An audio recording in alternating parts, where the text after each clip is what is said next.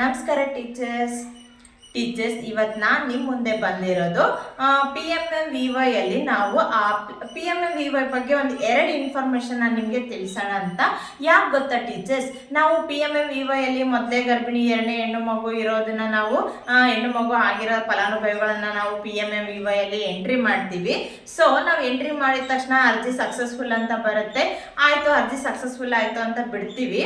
So ನಾವೇನು ಮಾಡ್ಬೇಕು ಗೊತ್ತಾ, ನಾವು ನೆಕ್ಸ್ಟ್ ಡೇ ಯಾವಾಗ ಆಯಿತು ಅದ್ರದ್ದು ನೆಕ್ಸ್ಟ್ ಡೇ ಆ ಫಲಾನುಭವಿದು NPC ಅಲ್ಲಿ ಇದೇನೋ ಇಲ್ವೋ, ಮತ್ತೆ ಅದು ಫೇಸ್ ಅಥೆಂಟಿಕೇಶನ್ಗೆ ಬಂದಿದೇನೋ ಇಲ್ವೋ, ಈ ಎರಡು ಅಂಶಗಳನ್ನ ನಾವು ಫೈಂಡ್ ಔಟ್ ಮಾಡಲೇಬೇಕು. ಯಾಕಂದ್ರೆ ನಾವು ಅರ್ಜಿ ಹಾಕಿದ ತಕ್ಷಣ ಒಂದೊಂದ್ಸತಿ ನಮಗೆ ಅರ್ಜಿ ಹಾಕ್ತಾ ಇರ್ತೀವಿ, ಆಗ್ಲೇ ವೈಟ್ ಪೇಜ್ ಬಂದ್ಬಿಡುತ್ತೆ, ಆಮೇಲೆ ಸರ್ವರ್ ಎರರ್ ಅಂತ ಬರುತ್ತೆ ಟೀಚರ್ಸ್. ಸೊ ಈ ತರ ಆದಾಗ ಅರ್ಜಿ ಸಕ್ಸಸ್ಫುಲ್ ಆಗಿದೆನೋ ಇಲ್ಲೋ ಅಂತ ಗೊತ್ತಾಗಲ್ಲ. ಸೊ ನಿಮ್ಗೆ ಫಲಾನುಭವಿ ID ಆಗಲಿ ನೀವು ನೋಟ್ ಡೌನ್ ಮಾಡ್ಕೊಳಕ್ ಆಗಿರಲ್ಲ. ಸೊ ಇಂಥ ಟೈಮಲ್ಲಿ ನಾವು NPCIಗೆ ಹೋಗಿ NPCI ಚೆಕ್ ಮಾಡಿದಾಗ ಕೂಡ ಅಲ್ಲಿ ಲೀಸ್ಟ್ ಅಲ್ಲಿ ಫಲಾನುಭವಿದ IDನೂ ಬಂದಿರುತ್ತೆ, ಫಲಾನುಭವಿ ಯಾವ ಡೇಟಿಗೆ ಹಾಕಿದೀವಿ ಎಲ್ಲ ಇನ್ಫಾರ್ಮೇಶನ್ ನಮಗೆ ಶೋ ಆಗ್ಬಿಡುತ್ತೆ. ಸೊ ಅದೊಂದಾಯ್ತು. ನೆಕ್ಸ್ಟ್ ಇನ್ನೊಂದು, ನಾವು ಫಲಾನುಭವಿದು ಫೇಸ್ ಅಥೆಂಟಿಕೇಶನ್ ನಾವು ಪೋಷನ್ ಟ್ರ್ಯಾಕರ್ ಅಲ್ಲಿ ಒಂದ್ಸತಿ ಏನಾದ್ರೂ ನಾವು ಆ ತಿಂಗಳು ಆ ಗರ್ಭಿಣಿನ ಲೈವ್ ಆಗಿ ಕರ್ಸ್ಬಿಟ್ಟು ಆ ಬಾಣ ತೆಗಿರ್ಬೋದು, ಗರ್ಭಿಣಿ ಆಗಿರೋದು ನಾವು ಲೈವ್ ಆಗಿ ಫೋಟೋ ಕ್ಯಾಪ್ಚರ್ ಮಾಡಿದ್ರೆ ನೀವು ಅಬ್ಸರ್ವೇಷನ್ ಮಾಡಿ ಟೀಚರ್ಸ್, ಅದು PMMVY ಸಾಫ್ಟ್ ಅಲ್ಲಿ ಅದು ಫೋಟೋ ಕ್ಯಾಪ್ಚರ್ ಕೇಳಲ್ಲ, ಫೇಸ್ ಅಥೆಂಟಿಕೇಶನ್ ಕೇಳಲ್ಲ. ಸೊ ನಾನು ಇದನ್ನ ಮಾಡಿದ್ದೀನಿ. ನಾನು ಆ ತಿಂಗಳಲ್ಲಿ ಗರ್ಭಿಣಿನ ಅದೇ ತಿಂಗಳಲ್ಲಿ ನಾನು ಲೈವ್ ಆಗಿನೇ ಪೋಷನ್ ಟ್ರ್ಯಾಕರ್ ಅಲ್ಲಿ ನಾನು THRಗೆ ಲೈವ್ ಮಾಡಿದ್ದೆ. ಸೊ ಅದೇ ತಿಂಗಳೇ ನಾನು ಆ ಗರ್ಭಿಣಿದು PMMVY ಅಲ್ಲಿ ನಾನು ಅರ್ಜಿ ಹಾಕಿದ್ದೆ. ಸೊ ನಾನು ನೆಕ್ಸ್ಟ್ ಡೇ ನೋಡಿದೆ ಇವ್ರದ್ದು ಏನಾದರೂ ಫೇಸ್ ಅಥೆಂಟಿಕೇಶನ್ ಬಂದಿದೆನಾ ಚೆಕ್ ಮಾಡೋಣ ಅಂತ ನಾನು ಓಪನ್ ಮಾಡಿದೆ.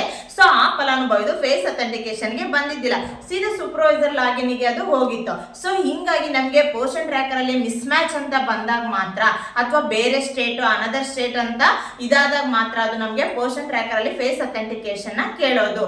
ಓಕೆನಾ? ನಾವು ಯಾವಾಗಲೂ NPCI ಚೆಕ್ ಮಾಡೋದನ್ನ ಮರಿಬಾರ್ದು.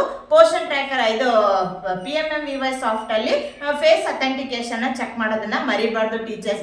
ಸೊ ಹೀಗೆ ನಮ್ ಎಲ್ಲಾ ಇಡೀ ಓವರ್ ಆಲ್ ಜಿಲ್ಲೆದೆ 1000 ಅಪ್ಲಿಕೇಶನ್ಸ್ ಪೆಂಡಿಂಗ್ ಇದೆ ಟೀಚರ್ಸ್. ಸೊ ಹಿಂಗಾಗಿ ಈ ವಿಡಿಯೋ ಯಾರ್ಯಾರು ನೋಡ್ತಾ ಇದ್ರು, ಈ ವಿಡಿಯೋ ಮುಗಿದ ತಕ್ಷಣ ನೀವೆಲ್ಲರೂ ನಿಮ್ ಲಾಗಿನ್ ಹೋಗ್ಬಿಟ್ಟು ಯೂಸರ್ ID ಪಾಸ್ವರ್ಡ್ ಹಾಕ್ಬಿಟ್ಟು NPCI ಅಲ್ಲಿ ಎಷ್ಟು ಪೆಂಡಿಂಗ್ ಇದೆ, FRS ಅಲ್ಲಿ ಎಷ್ಟು ಪೆಂಡಿಂಗ್ ಇದೆ ಅಂತ ನೋಡ್ಕೊಂಡ್ಬಿಟ್ಟು ನೀವು ಇದನ್ನ ಕ್ಲಿಯರ್ ಮಾಡಬೇಕು ಅಂತ ಹೇಳ್ತಾ ಈ ಒಂದು ವಿಡಿಯೋನ ನಾನು ಹೇಳ್ತಾ ಇದ್ದೀನಿ ಟೀಚರ್ಸ್. ಈ ವಿಡಿಯೋ ಉದ್ದೇಶ ಇಷ್ಟೇ. ಸೊ ಯಾರು ಈ ವಿಡಿಯೋ ನೋಡ್ತಾ ಇದ್ದೀರೋ ನೀವು ಬೇಗ ಹೋಗ್ಬಿಟ್ಟು ನಿಮ್ಮ ಯೂಸರ್ ID ಪಾಸ್ವರ್ಡ್ನ ಹಾಕ್ಬಿಟ್ಟು PMMVY ಅಲ್ಲಿ ನಿಮ್ ಪೆಂಡಿಂಗ್ ಇರೋ FRS ಮತ್ತೆ ಮತ್ತೆ NPCI ನ ಚೆಕ್ ಮಾಡ್ಕೋರಿ.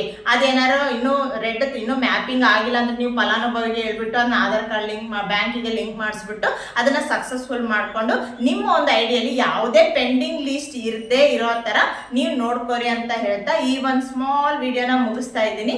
ಓಕೆ, ಬಾಯ್ ಟೀಚರ್ಸ್.